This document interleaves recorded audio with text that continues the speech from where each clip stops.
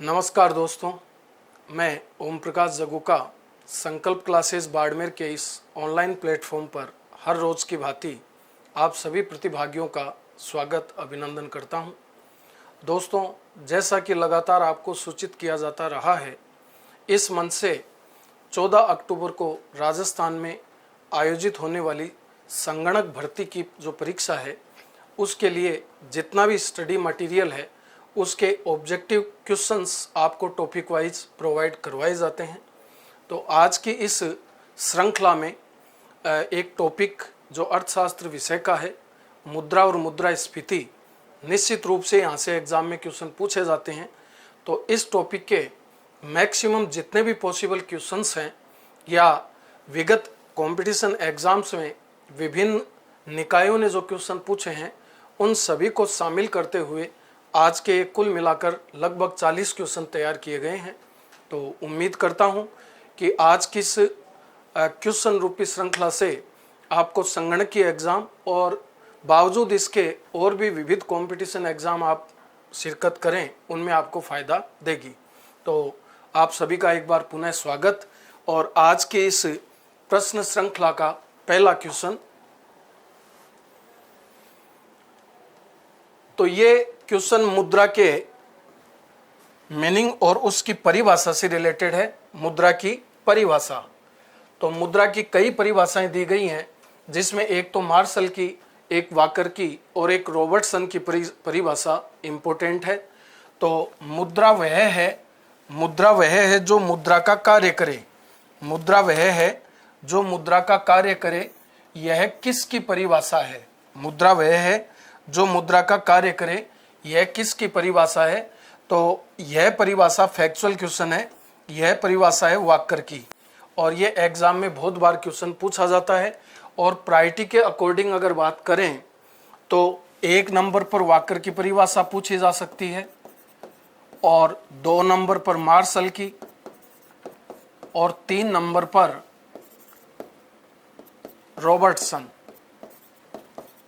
Robertson की परिभाषा। तो ये विभिन्न कंपटीशन एग्जाम में केवल मुद्रा की परिभाषा का क्वेश्चन अगर पूछा जाए तो उसकी प्रायोरिटी का ये रेशियो है। तो इस क्वेश्चन का जवाब आप सभी का सही है। राजेंद्र सिंह नरूका, आपका गलत है। मार्शल की परिभाषा नहीं है। मार्शल की परिभाषा तो थी, मुद्रा वह धुरी है जिसके चारों ओर आर्थिक विज्ञान चक्कर लगाता है। और रॉबर्टसन की परिभाषा है, अगर मुद्रा हमारी अर्थव्यवस्था का हृदय नहीं, रक्त संचार अवश्य है। और मुद्रा वह जो मुद्रा का कार्य करे, ये वाकर की परिभाषा है। और अब इस क्रम में दूसरा क्वेश्चन, विस्तृत मुद्रा का संबंध किससे है? तो भारत में मुद्रा की पूर्ति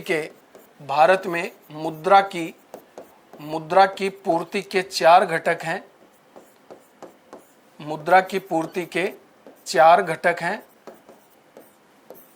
M1, M2, M3 और M4। M1 को तो माना जाता है संकीर्ण मुद्रा, और M3 को माना जाता है विस्तृत या व्यापक मुद्रा। तो ये भी फैक्चुअल क्वेश्चन है, और क्लास में पढ़ाते समय उसकी पूरी डिटेल आपके लिए संप्रेषित की थी। इसका भी राइट आंसर ऑप्शन नंबर 3 है, और इस क्वेश्चन का जवाब भी आप सब लोगों का सही है। नंबर नेक्स्ट, मुद्रा के लिए अपना कोई भी कार्य करने के लिए निम्नलिखित में से कौन सा गुण आवश्यक है? तो मुद्रा का सिंपल मीनिंग क्या होता है? ऐसी कोई भी वस्तु जिसको विधि सम्मत मान्यता प्राप्त हो और आम जनता या राज्य के विभिन्न नागरिक बिना किसी हेजिटेशन के उसको लेन देन के लिए उपयोग में लाएं। तो मुद्रा के मीनिंग में इन चारों में से कौन सा कारक होना मस्ट है? तो मूल्य स्थिरता, मुद्रा का मूल्य स्थिर नहीं होता, तो ये तो गलत बात है। टिकाऊपन भी नहीं होता। पहचान, इसका सही अर्थ है स्वीकार्यता। तो मुद्रा के लिए एक आवश्यक लक्षण क्या हो, बिना किसी हेजिटेशन के उसको स्वीकार किया जाए। किस रूप में? लेन देन के रूप में या और किसी रूप में। तो स्वीकार्यता मुद्रा की मीनिंग का एक परम आवश्यक लक्षण है। आपका जवाब इसका सही है हरजीत, जितने भी मैं नाम देख रहा हूं।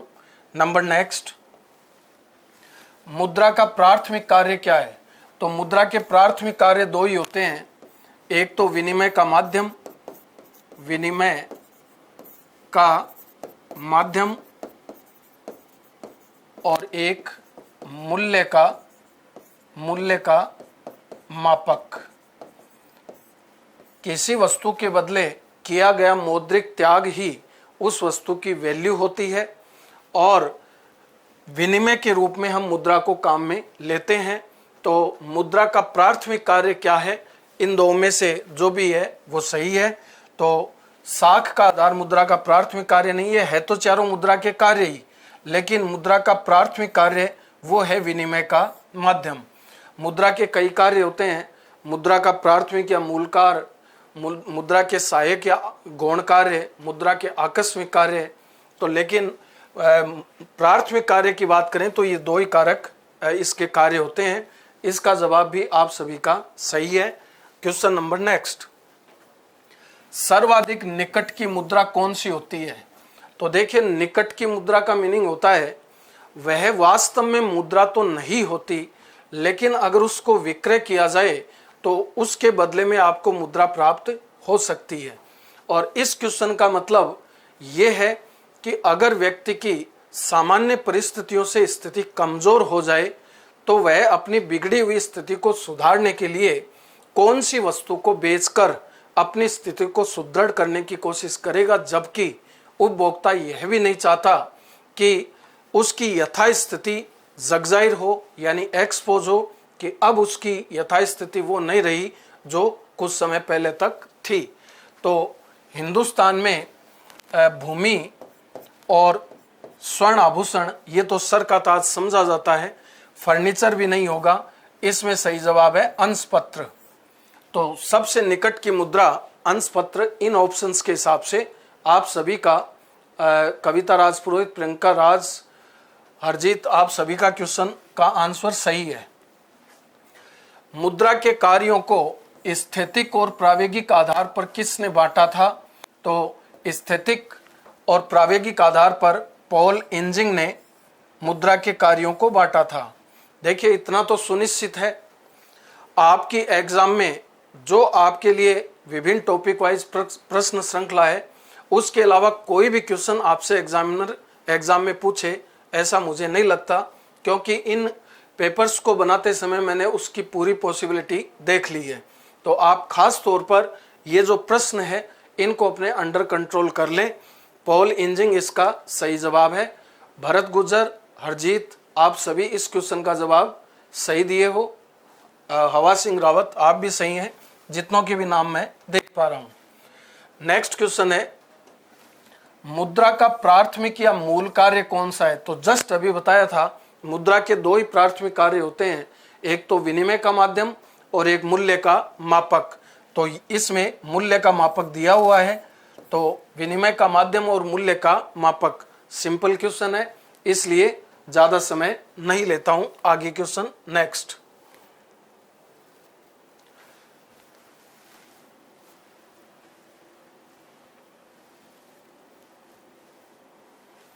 मुद्रा के मूल्य का तात्पर्य क्या होता है? तो मुद्रा के मूल्य का तात्पर्य होता है मुद्रा की क्रय शक्ति, purchasing power of money, purchasing power of money. मुद्रा के मूल्य का मतलब शाब्दिक अर्थ होता है मुद्रा की क्रय शक्ति। मुद्रा की क्रय शक्ति का तात्पर्य होता है मुद्रा की किसी एक इकाई में, जो 1 रुपए से अनंत रुपए कितना भी हो सकती है, मुद्रा की किसी एक इकाई में किसी वस्तु की जितनी मात्रा प्राप्त की जा सके या खरीदी जा सके, तो प्राप्त की गई वस्तु की मात्रा ही मुद्रा की उस इकाई की वैल्यू कहलाती है। तो जैसे ये पेन अगर 200 रुपए का खरीदा गया, तो इस पेन के बदले जो मौद्रिक त्याग किया गया वो 200 रुपए, तो 200 रुपए को एक इकाई माने तो 200 रुपए की जो वैल्यू है वो एक पेन है। तो मुद्रा की क्रय शक्ति का तात्पर्य मुद्रा में किसी वस्तु की कितनी मात्रा प्राप्त की जा सकती है। सिंपल क्वेश्चन है, इसका जवाब भी आपका सही है। और ये मुद्रा के मूल्य का मैथमेटिकल अप्रोच है। जैसे अभी मैंने आपको बताया, value of money is equal to 1/PL होती है। जैसे मैंने यहाँ पर उदाहरण लिया 200 रुपये का, तो 200 रुपये की इस एक इकाई की जगह तो क्या आ गया 200 रुपये, और 200 रुपये में एक पेन खरीदा गया तो वैल्यू ऑफ मनी की जगह आ गया एक पेन। तो एक पेन 200 रुपये में आया, इसका मतलब इस पेन की जो प्राइस है वो भी क्या है 200 रुपये। तो इसकी जगह आ गया 200, इसकी जगह 200 और इसकी जगह एक पेन। तो मुद्रा के मूल्य का तात्पर्य होता है 1/PL, 1/PL, 1 / कीमत स्तर। यहाँ पर एक का मतलब है मुद्रा की इकाई, मुद्रा की इकाई, और इस एग्जाम्पल में हमने मुद्रा की इकाई को माना है 200 रुपये, और PL का मतलब है प्राइस लेवल यानी कीमत स्तर, कीमत स्तर। ये मुद्रा के मूल्य का बीजगणितीय रूप होता है। इसका जवाब भी आपका सही है। नंबर नेक्स्ट, मुद्रा स्फीति। तो ये 9 क्वेश्चन तो थे मुद्रा के, और अब है मुद्रा के मूल्य में परिवर्तन के। और मुद्रा का मूल्य जिस प्रकार से व्यक्ति के जीवन में प्रत्येक क्षण लगातार चेंजेस होते रहते हैं, वैसे ही अर्थव्यवस्था में भी कीमत स्तर में लगातार चेंज होता रहता है। मीन्स वैल्यू ऑफ मनी बदलता रहता है। तो मुद्रा का मूल्य अगर घट जाए तो मुद्रा स्फीति, और मुद्रा का मूल्य अगर बढ़ जाए तो मुद्रा अविस्फीति। और आपके सिलेबस में पर्टिकुलर जो इंडिकेशन दिया गया है वो दिया गया है मुद्रा स्फीति। इसलिए मुद्रा स्फीति व मुद्रा अविस्फीति का संबंध समय की किस अवधि से होता है। तो देखिए, मुद्रा स्फीति और अविस्फीति दोनों का संबंध समय की दीर्घकालीन अवधि से होता है, और इसकी अल्पकालीन अवस्था, इसकी अल्पकालीन अवस्था को तो बोलते हैं तेजी, इसकी अल्पकालीन अवस्था को तो बोलते हैं तेजी, और इसकी अल्पकालीन अवस्था को बोलते हैं मंदी। यदि अल्पकाल में देश में या अर्थव्यवस्था में वस्तुओं और सेवाओं के कीमत स्तर में गिरावट का दौर हो तो उसको मंदी बोलते हैं, और दीर्घ काल में अगर वस्तुओं और सेवाओं के कीमत स्तर में कमी आए तो उसको मुद्रा अविस्फीति बोलते हैं। और जस्ट इसके विपरीत, अगर अल्पकाल में वस्तुओं और सेवाओं की कीमत स्तर में वृद्धि का दौर हो तो ये तेजी कहलाती है, और दीर्घ काल में मुद्रा स्फीति कहलाती है। तो मुद्रा स्फीति और अविस्फीति दोनों का संबंध दीर्घकालीन अवधि से है, और इनके अल्पकालीन अवस्थाओं का नाम है तेजी और मंदी। इसका जवाब भी आप सभी का सही है। टू बी नेक्स्ट, अच्छी बारिश न होने के कारण, ये थोड़ा सा करेक्शन करें, कच्चे माल, अच्छी बारिश न होने के कारण कच्चे माल की आपूर्ति की गिरावट के कारण उत्पन्न मुद्रा स्फीति को क्या कहेंगे। तो ये क्वेश्चन है मुद्रा स्फीति के कारणों का। तो एक तो मैंने मांगजन्य, एक लागतजन्य और एक पूर्तिजन्य, 3 की परिचर्चा आपसे की थी। तो जाहिर सी बात है, हिंदुस्तान की अगर बात करें तो भारत के उत्पादक क्षेत्र 3 हैं, कृषि क्षेत्र, औद्योगिक क्षेत्र और सेवा क्षेत्र।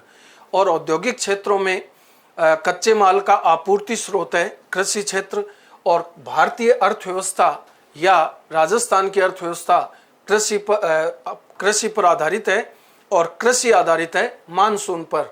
मानसून की अनियमितता और अनिश्चितता भारत और राजस्थान की कृषि की प्रमुख विशेषता मानी जाती है।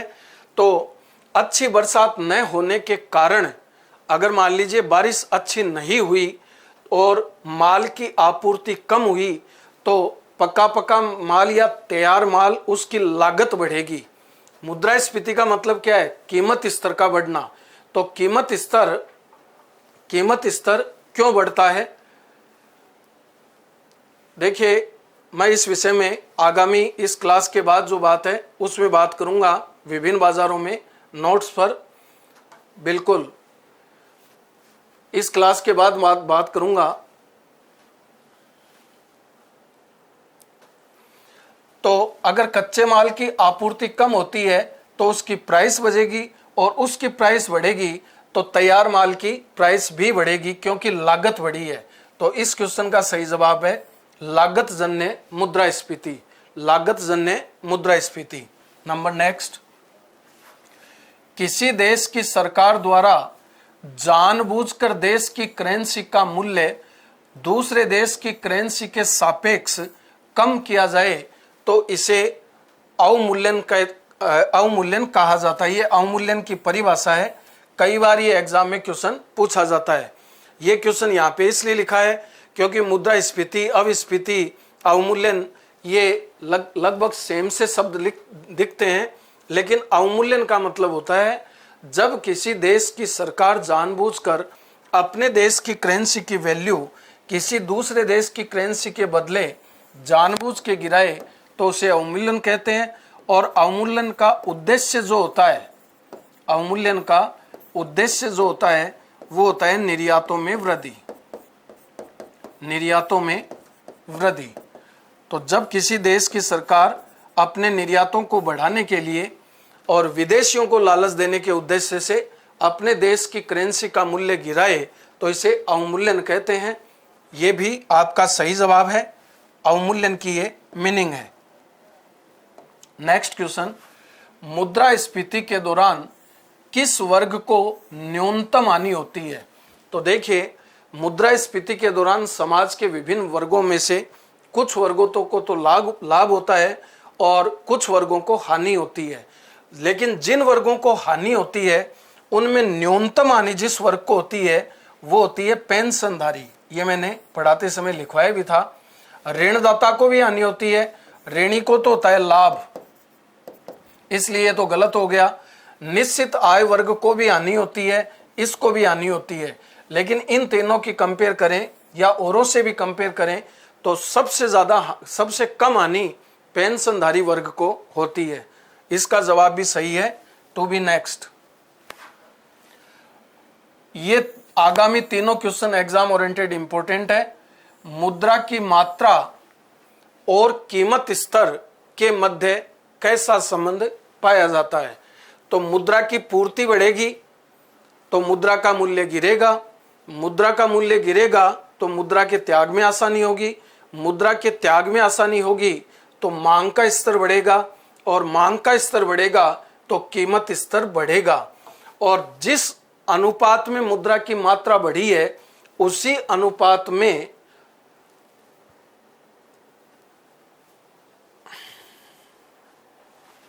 अनुपात में कीमत स्तर भी बढ़ेगा। तो इसका जवाब केवल धनात्मक गलत होगा, इसका जवाब है धनात्मक भी और आनुपातिक भी, पॉजिटिव परसेंटाइल, पॉजिटिव परसेंटाइल। तो इस क्वेश्चन का मुद्रा की मात्रा और कीमत स्तर, मुद्रा की मात्रा और मुद्रा के मूल्य का अगर क्वेश्चन हो तब तो जवाब 3 नंबर सही है, लेकिन मुद्रा की मात्रा और कीमत स्तर के मध्य धनात्मक संबंध भी पाया जाता है और आनुपातिक भी पाया जाता है। इसका मतलब जिस अनुपात में मुद्रा की मात्रा बढ़ेगी उसी अनुपात में कीमत स्तर भी बढ़ेगा। धनात्मक आनुपातिक इसका सही जवाब है। आप सब लोग लगभग एक आध को छोड़कर हवा सिंह रावत को आप सब लोग ही गलत हो इस क्वेश्चन के जवाब में। तो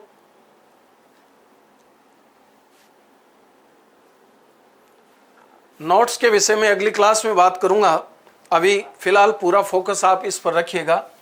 मुद्रा की मात्रा और मुद्रा के मूल्य के मध्य, तो मुद्रा की मात्रा बढ़ेगी तो मूल्य घटेगा, मुद्रा की मात्रा घटेगी तो मूल्य बढ़ेगा, ऋणात्मक तो होगा। लेकिन जितना मुद्रा की मात्रा बढ़ती है उतना ही मुद्रा का मूल्य गिरता है। तो इसका सही जवाब है ऋणात्मक आनुपातिक, ऋणात्मक आनुपातिक। नंबर नेक्स्ट, किसी देश में सारे भुगतान, लेन देन या हिसाब किताब जिस मुद्रा में किए जाते हैं उसको प्रधान मुद्रा कहते हैं। जैसे भारतीय रुपया, उसे प्रधान मुद्रा कहते हैं। जैसे भारतीय रुपया भारत की प्रधान मुद्रा है। नंबर नेक्स्ट, मुद्रास्फीति के समय, अच्छा प्रश्न है। इस प्रकार के क्वेश्चन अगर टिपिकल लैंग्वेज में बनाया जाए तो इस प्रकार के क्वेश्चन एग्जाम में पूछे जाते हैं। तो मुद्रास्फीति के समय क्या क्या घटनाएं होती हैं उससे रिलेटेड ये बात है। मुद्रास्फीति के समय मुद्रा का मूल्य बढ़ता है, गलत बात है। मुद्रा का मूल्य तो घटता है, मुद्रा का मूल्य तो क्या होता है, घटता है, इसलिए तो गलत बात हो गई। मुद्रा का मूल्य गिरता है, ये सही बात है, और वस्तुओं के मूल्य बढ़ते हैं, 2 नंबर ऑप्शन इसका सही बात है। यानी 15 और 16 नंबर जो क्वेश्चन है उन दोनों को जोड़कर एक क्वेश्चन ये बनाया गया है। तो मुद्रास्फीति के समय मुद्रा की पूर्ति बढ़ना मुद्रास्फीति है, मुद्रा का मूल्य गिरना मुद्रास्फीति है, कीमत स्तर बढ़ना भी मुद्रास्फीति है। 2 नंबर ऑप्शन इसका सही जवाब है।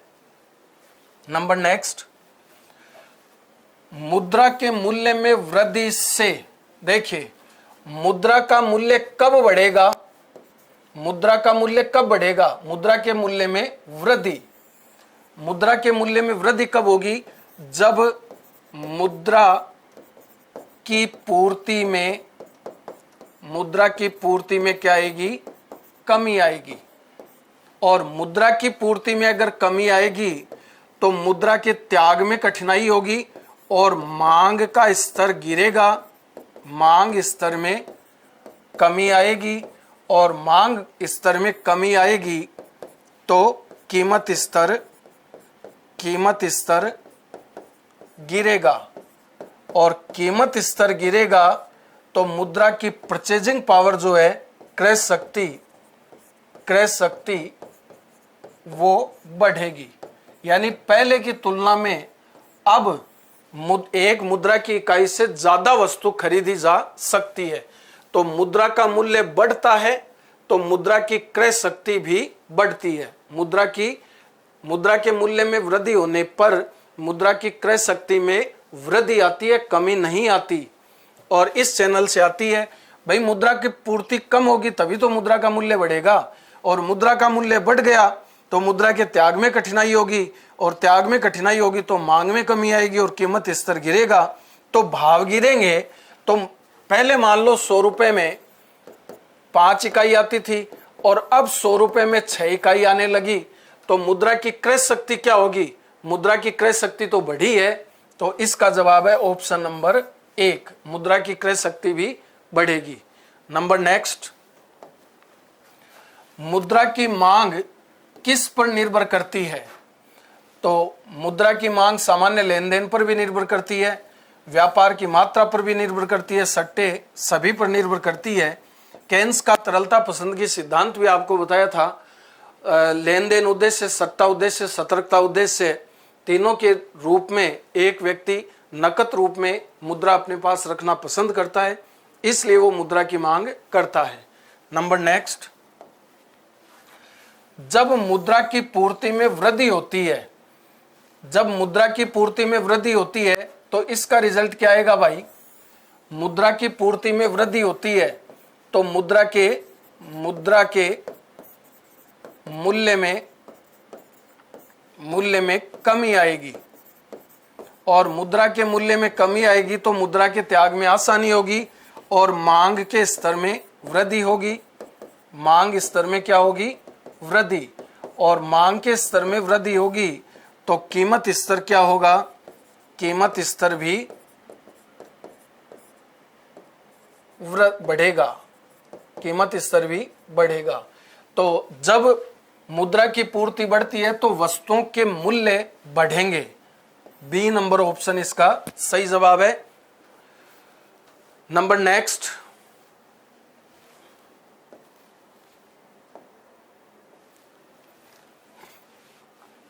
अन्य बातें समान रहने पर यदि मुद्रा की मात्रा आधी कर दी जाए तो मुद्रा परिमाण सिद्धांत के अनुसार मुद्रा का मूल्य क्या हो जाएगा। देखिए, अगर 100 रुपए, 100 रुपए का नोट था, आपके पास टोटल पूर्ति थी तो 100 के नोट की वैल्यू थी 100%। अब आधी कर दी गई, यानी 50 रुपए कर दिया गया, तो अब 100 के नोट की वैल्यू क्या हो गई, 200%। 50 के नोट की वैल्यू क्या हो गई, 100%, और 100 के नोट की वैल्यू हो गई 200%। तो मुद्रा की मात्रा को आधी कर दी जाए तो मुद्रा का मूल्य दुगुना हो जाता है। ये लिस्ट भी आपको कर बताई थी। मुद्रा की मात्रा को आधी कर दी जाए तो मुद्रा का मूल्य डबल हो जाता है, और मुद्रा की मात्रा अगर डबल कर दी जाए तो मुद्रा का मूल्य आधा रह जाता है। 1 नंबर ऑप्शन इसका सही जवाब है। नेक्स्ट, जब मुद्रा की पूर्ति में वृद्धि होती है तो वस्तुओं और सेवाओं के मूल्य में जो वृद्धि होगी, तो जिस अनुपात में मुद्रा की पूर्ति बढ़ती है उसी अनुपात में कीमत स्तर भी बढ़ता है। तो इसका जवाब होगा आनुपातिक। पहले ये क्वेश्चन आ भी चुका, बस क्वेश्चन पूछने की लैंग्वेज का थोड़ा सा चेंज था। नंबर नेक्स्ट, ये अब यहां से और ज्यादा टिपिकल लैंग्वेज के क्वेश्चन है, बात वही है, बस लैंग्वेज का फर्क है। मुद्रास्फीति की शून्य दर उस वर्ष अवश्य मानी जाती है जब वर्ष के प्रत्येक सप्ताह में मुद्रास्फीति की वार्षिक दर घटती जाए। तो देखिए, मुद्रास्फीति की दर शून्य तो घटेगी तो नहीं, शून्य कब होगी? जब वर्ष के प्रत्येक सप्ताह में मुद्रास्फीति की वार्षिक दर शून्य हो। ये बी नंबर ऑप्शन इसका सही उत्तर है। वर्ष में मुद्रास्फीति की दर घटे भी और बढ़े भी गलत बात है। प्रत्येक वर्ष के प्रत्येक सप्ताह में मुद्रास्फीति की वार्षिक दर स्थिर रहे। तो एक साल में जितने भी सप्ताह हैं, प्रत्येक सप्ताह में अगर मुद्रास्फीति की दर शून्य है तो उस वर्ष में मुद्रास्फीति की दर को शून्य माना जाता है। 2 नंबर ऑप्शन इसका सही जवाब है। नंबर नेक्स्ट, यह अच्छा प्रश्न है। टिपिकल लैंग्वेज में अगर प्रश्न बनाया जाए तब ऐसे क्वेश्चन पूछे जाते हैं। सार निम्न कथनों पर विचार कीजिए और सत्य को छांटना है। मुद्रास्फीति कहलाती है, उपयुक्त में से सही को छांटिए। पहला कथन है, सार्वजनिक व्यय में कमी लाना और प्रत्यक्ष कर में वृद्धि करना मुद्रास्फीति को नियंत्रित करने का उपाय है। इस क्वेश्चन का जवाब देते समय आपको एक ही चीज माननी है कि मुद्रास्फीति का वास्तविक अर्थ होता क्या है। तो या तो देश में मुद्रा की पूर्ति बढ़ जाए और या देश में दीर्घकाल में कीमत स्तर बढ़ जाए, दोनों स्थितियां मुद्रास्फीति है। तो मुद्रास्फीति को कंट्रोल करने के लिए सार्वजनिक व्यय में कमी लानी चाहिए, बिल्कुल सही बात है। प्रत्यक्ष कर को बढ़ाना चाहिए ताकि सप्लाई ऑफ मनी कंट्रोल में आए, तो ये तो सही बात है, ये तो सही बात है। दूसरा है, होलसेल प्राइस इंडेक्स सामान्य मूल्य दर को दर्शाता है। इसका प्रयोग मौद्रिक राष्ट्रीय आय को वास्तविक राष्ट्रीय आय में परिवर्तित करने के लिए होता है, ये भी सही बात है। भारत में मुद्रास्फीति की दर की गणना के लिए जिस इंडेक्स नंबर का प्रयोग किया जाता है वो है थोक मूल्य सूचकांक। और तीसरा है, 88वें संविधान संशोधन द्वारा भारत में सर्विस टैक्स को लागू किया गया, ये भी सही बात है। और चौथा है, जब आर्थिक मंदी और मुद्रास्फीति एक साथ पाई जाती है तो यह मुद्रास्फीति कहलाती है, ये गलत बात है। इसको मुद्रास्फीति न करके क्या कहते हैं? इसको बोलते हैं स्टैगफ्लेशन। स्टैगफ्लेशन। जब मुद्रास्फीति और अविस्फीति दोनों के लक्षण अर्थव्यवस्था में एक साथ मौजूद हों तो इसे स्टैगफ्लेशन कहते हैं। और यहाँ पे लिखा हुआ है मुद्रास्फीति, इसलिए ये ऑप्शन गलत हो जाएगा। तो 1, 2, 3 ये 3 बातें इसमें सही है और चौथी बात इसमें गलत है। 2 नंबर ऑप्शन इसका सही जवाब है। अच्छा क्वेश्चन है, इसका आप रियाज कर लेना, ढंग से देखना। नंबर नेक्स्ट, अर्थव्यवस्था में हीनार्थ प्रबंधन का प्रभाव क्या होता है? तो घाटे की वित्त व्यवस्था भी बोलते हैं इसको। घाटे की वित्त व्यवस्था, घाटे की वित्त व्यवस्था या हीनार्थ प्रबंधन। हीनार्थ प्रबंधन का मतलब होता है जब देश की सरकार के सार्वजनिक व्यय सार्वजनिक आय से अधिक हो तो उसको कवर अप करने के लिए जो भी व्यवस्था सरकार के द्वारा करके मुद्रा की पूर्ति बढ़ाई जाती है उसको हीनार्थ प्रबंधन कहते हैं।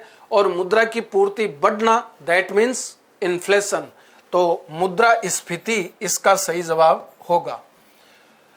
हीनार्थ प्रबंधन या घाटे की वित्त व्यवस्था के कारण मुद्रास्फीति उत्पन्न होती है। मुद्रास्फीति का प्राथमिक कारण क्या होता है? मुद्रास्फीति का मूल कारण होता है मौद्रिक कथन है, यानी किसी भी कारण से अगर मुद्रा की पूर्ति बढ़ जाए तो मुद्रास्फीति उत्पन्न होती है। और भारत में ऐसा क्यों होता है? क्योंकि सरकार के खर्चे ज़्यादा होते हैं, सरकार की कमाई कम होती है, तो उसको कवरअप करने के लिए सरकार मुद्रा की पूर्ति बढ़ाती है, जिसके कई तरीके होते हैं। अंतर्राष्ट्रीय वित्तीय संस्थाओं से ऋण ले सकता है, नए नोट छाप सकता है, या और कोई एजेंसियों से कर्जा ले सकता है। तो इसका सही जवाब है मुद्रास्फीति। नंबर नेक्स्ट, किसी वस्तु का मूल्य बढ़ने पर उसकी स्थानापन्न वस्तु की मांग। देखो, किसी वस्तु, तो इस वस्तु को माना x और उसकी स्थानापन्न वस्तु इसको माना y। अब देखो, किसी वस्तु का मूल्य बढ़े तो x का मूल्य बढ़ने पर जबकि ये वस्तु कैसी बताई गई है, स्थानापन्न, तो स्थानापन्न का मतलब एक के स्थान पर दूसरी काम में ली जा सकती है। कोई भी उदाहरण मान सकते हैं, लक्ष्य ये हमाम है, तो अगर लक्स साबुन की कीमत बढ़ेगी तो लक्स साबुन की मांग घटेगी, और लक्स साबुन की मांग घटेगी तो हमाम साबुन की मांग बढ़ेगी। ये मांग के नियम में भी आपको बताया था। बी नंबर ऑप्शन इसका राइट आंसर है, बढ़ती है, बिल्कुल सही बात है। नंबर नेक्स्ट,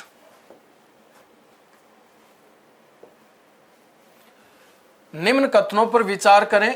पहला, ऋणदाता और पेंशन भोगियों पर मुद्रास्फीति का नकारात्मक प्रभाव पड़ता है। सही बात है। ऋणी को तो होता है लाभ, ये मुद्रास्फीति के प्रभाव का प्रश्न है। ऋणी को तो होता है लाभ और ऋणदाता को होती है हानि। पेंशन भोगियों को भी हानि होती है, लेकिन सभी वर्गों से न्यूनतम हानि होती है, लेकिन हानि तो होती है, तो ये बात सही है।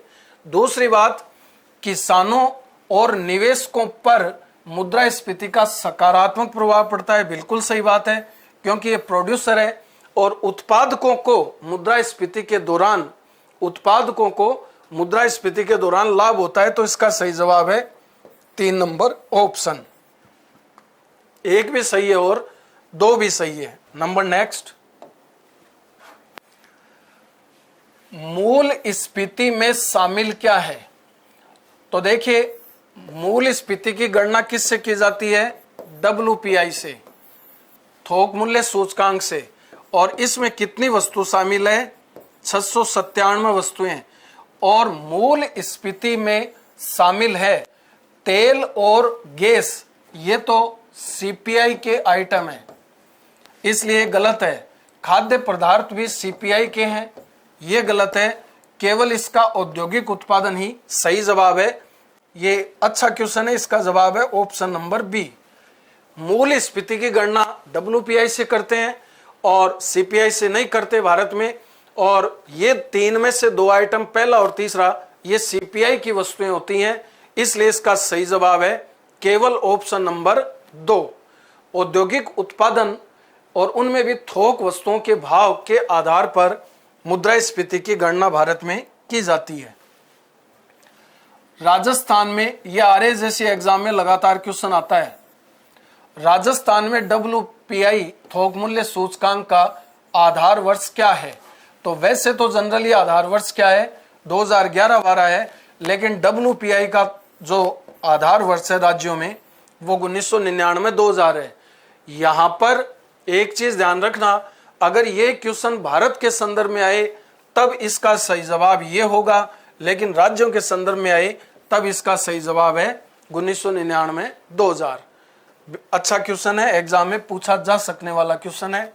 नेक्स्ट क्वेश्चन, भारत में मुद्रास्फीति के संदर्भ में निम्नलिखित कथनों में से कौन सा सही है, सही छांटना है। पहला है, भारत में मुद्रास्फीति का नियंत्रण केवल भारत सरकार का उत्तरदायित्व है। भारत सरकार कौन सी नीति जारी करती है, राजकोषीय नीति। लेकिन मुद्रास्फीति पर नियंत्रण लगाने के लिए एक नीति और है, जिसका नाम है मुद्रा नीति या मौद्रिक नीति। और मौद्रिक नीति कौन जारी करती है, RBI। मौद्रिक नीति कौन जारी करती है, RBI। इसलिए ये बात तो हो गई गलत। सही छांटना है तो ये तो गलत बात हो गई। भारत में मुद्रास्फीति पर कंट्रोल आरबीआई द्वारा भी लगाया जाता है, मौद्रिक नीति के द्वारा, और सरकार द्वारा भी लगाया जाता है, राजकोषीय नीति द्वारा, इसलिए तो गलत बात हो गई। दूसरा है, मुद्रास्फीति के नियंत्रण में भारतीय रिजर्व बैंक की कोई भूमिका नहीं होती है, इसलिए ये भी गलत बात है, क्योंकि मौद्रिक नीति आरबीआई जारी करती है, इसलिए आरबीआई की भूमिका होती है। इसके बाद में है, घटा हुआ मुद्रा परिचलन मनी सर्कुलेशन मुद्रास्फीति के नियंत्रण में सहायक है, ये ही इसमें सही बात है। घटा हुआ मुद्रा परिचलन का मतलब, मुद्रास्फीति का मतलब क्या है? मुद्रा की पूर्ति बढ़ना। तो मुद्रा की पूर्ति बढ़ गई तो उसको कम करो, यानी घटाओ, ताकि मुद्रास्फीति पर कंट्रोल लगाया जा सके। इसके लिए मौद्रिक और राजकोषीय नीति है, तो ये इसका सही कथन है। बढ़ा हुआ मुद्रा परिचालन मुद्रास्फीति का नहीं है, मुद्रा अविस्फीति का है, अविस्फीति का है, इसलिए ये भी गलत बात है। बढ़िया क्वेश्चन है। इस क्वेश्चन का राइट आंसर है ऑप्शन नंबर 3, घटा हुआ मुद्रा परिचलन। हरजीत, भरत, प्रियंका, राज, हवा सिंह रावत, आप सभी का इसका सही जवाब है। ये इसकी पूरी व्याख्या है। Number next, core sector core स्फीति नामक अवधारणा का प्रतिपादन किसने किया था? तो फैक्चुअल क्वेश्चन है। एल्टो एक्सटेन ने कोर स्फीति का नामक अवधारणा का सृजन किया था। नंबर नेक्स्ट, ये भी अच्छा क्वेश्चन है। मुद्रास्फीति को नियंत्रित करने हेतु अपनाए जाने वाले वित्तीय उपायों के संदर्भ में निम्नलिखित कथनों पर विचार कीजिए और कौन सा कथन सही है। सत्य को छांटना है। कर के ढांचे में परिवर्तन करना, बिल्कुल सही बात है। कर के ढांचे में परिवर्तन करना। बचतों को प्रोत्साहित करना, बिल्कुल सही बात है। पुरानी मुद्रा का समायोजन करना, गलत बात है। और विमुद्रीकरण, काले धन के निष्कासन के लिए जब सरकार नए नोट छापे तो इस प्रक्रिया को विमुद्रीकरण कहते हैं। तो ये तो काले धन के निष्कासन का एक रूप है, और इससे सप्लाई ऑफ मनी कंट्रोल आती है, ये भी सही बात है। तो इस क्वेश्चन का सही जवाब है, ये तो काले धन का निष्कासन है, गलत बात है। तो 1 नंबर और 2 नंबर इसमें सही है। ऑप्शन नंबर फर्स्ट इसका राइट आंसर है। मुद्रास्फीति पर कंट्रोल, देखिए यहां पर एक शब्द यूज किया गया है, वित्तीय उपाय। राजकोषीय उपाय और वित्तीय उपाय दो होते हैं, राजकोषीय उपाय और वित्तीय उपाय। यहां पर वित्तीय उपाय दे रखा है, इसलिए इसका सही जवाब है। ऊपर वाले केवल 2 ऑप्शन सही हैं। तो इस क्वेश्चन का राइट आंसर है ऑप्शन नंबर फर्स्ट, केवल 1 और 2, केवल 1 और 2। नंबर नेक्स्ट, निम्नलिखित में से कौन सा युग्म असुमेलित है, यानी गलत है? तो थोक मूल्य सूचकांक का आधार वर्ष औद्योगिक श्रमिक उपभोक्ता मूल्य सूचकांक का आधार वर्ष 4-5 नहीं है, 11-12 ये भारत के संदर्भ में क्वेश्चन है। ऑप्शन के अकॉर्डिंग भारत में थोक मूल्य सूचकांक का आधार वर्ष 11-12 है, सही बात है। राजस्थान में 99-2000 है, ये सही बात है। औद्योगिक उत्पादन सूचकांक का आधार वर्ष भी 11-12 है, सही बात है। उपभोक्ता मूल्य सूचकांक का आधार वर्ष 2012 है, सही बात है। ये गलत बात है, इसका भी आधार वर्ष 2011-12 ही है, इसलिए ये इसका सही जवाब है। तो इसका सही जवाब ये है, गलत पूछा है इसलिए ये गलत हो गए, और ये ऑप्शन हो गया इसमें सही। 2 नंबर ऑप्शन इसमें सही है। नंबर नेक्स्ट, आरबीआई द्वारा मुद्रास्फीति को नियंत्रित करने हेतु कौन से कदम उठाए जाते हैं? तो आरबीआई द्वारा मुद्रास्फीति को नियंत्रित करने के लिए उठाए गए कदमों में एक तो गुणात्मक और एक चयनात्मक रीति अपनाई जाती है। तो बैंक दर में परिवर्तन किया जाता है, खुले बाजार की क्रियाएं की जाती है, सीआरआर को बढ़ाया जाता है, सारे काम किए जाते हैं। और लास्ट टाइम ये टॉपिक आपको पढ़ाया गया था, तो ये आपके लिए पुराना टॉपिक भी नहीं होगा।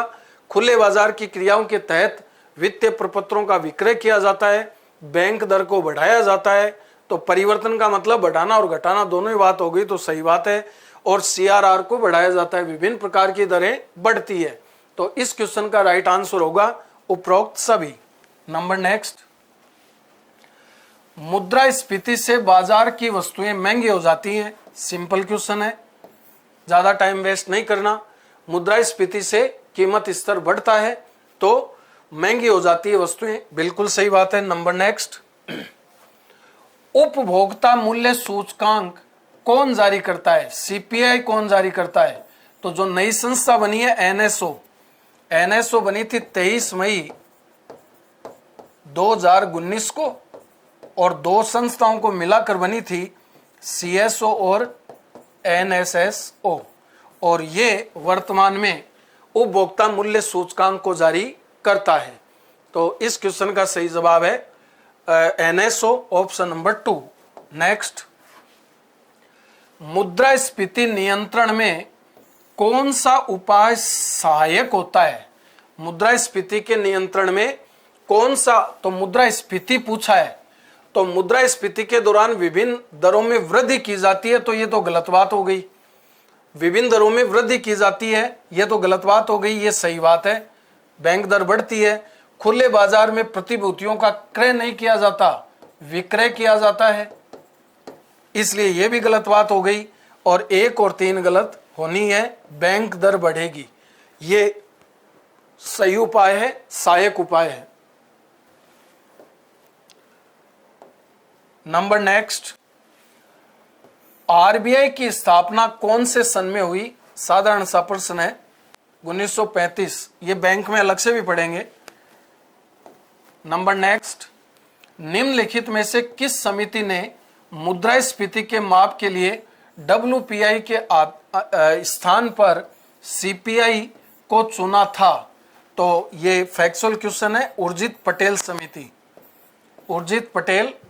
समिति ने WPI के स्थान पर CPI को चुनने की सिफारिश की थी। नंबर नेक्स्ट और लास्ट क्वेश्चन शायद, मुद्रा आपूर्ति की माप M3 में किसे सम्मिलित नहीं किया जाता? तो M3 क्या होता है? M3 केवल बैंकिंग व्यवहार होता है, बैंकिंग व्यवहार। M3 क्या होता है? M1 प्लस बैंकों में सावधि मांग जमाएं, तो जनता के पास नगद मुद्रा M1 में शामिल हो जाएगी, बैंकों की मांग जमा M1 में शामिल हो जाएगी, बैंकों की सावधि जमा ये यहां पर ऐड करके लिख ही दिया। तो पोस्ट ऑफिस इसमें शामिल नहीं होगा, ये इसका सही जवाब है। तो कौन सा इसमें ऐड नहीं होगा? तो डाकघरों की मांग जमाएं इसमें ऐड नहीं होगा। बस ये टोटल क्वेश्चन 40 ही थे।